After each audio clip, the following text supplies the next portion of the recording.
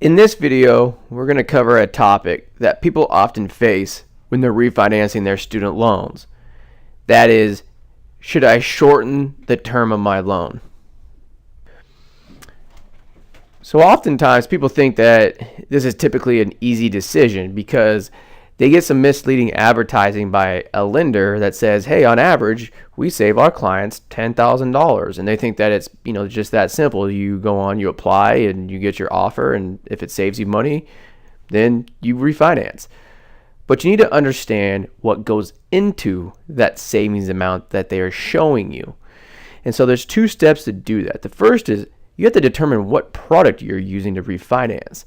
Because if it's an income share agreement or a fixed rate loan or a variable rate loan, they all have different risks and the savings would be calculated slightly different.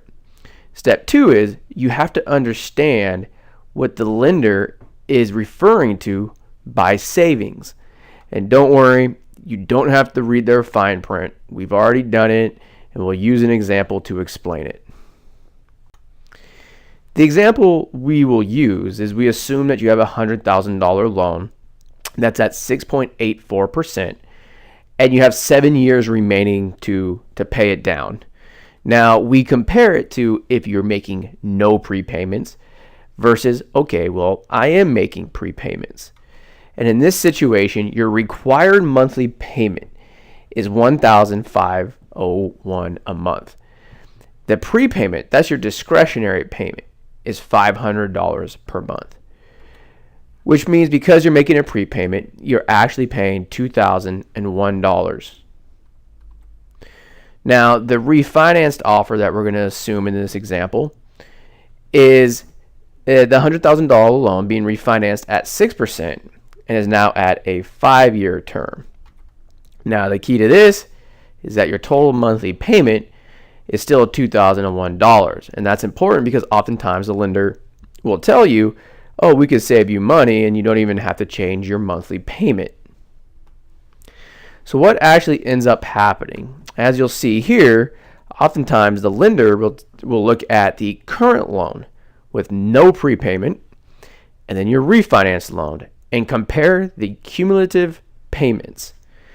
As you can see, with no prepayment, it's $126,000. And the refinance loan, it's $116,000. So then your lender will pat themselves on the back and tell you how great they are because they're saving you $10,000. Okay. Well, in reality, that $10,000 consists of two things. The first one, if you compare it to what you're already prepaying, you will notice you are already saving yourself $8,000 without even doing anything in terms of refinancing. Refinancing, you're actually only saving $2,000. So in reality, the lender is not saving you $10,000, they're saving you $2,000. And now you might be thinking to yourself, well, I'm still saving money, so it makes sense. So what are you talking about and why we need to understand what that $2,000 savings is?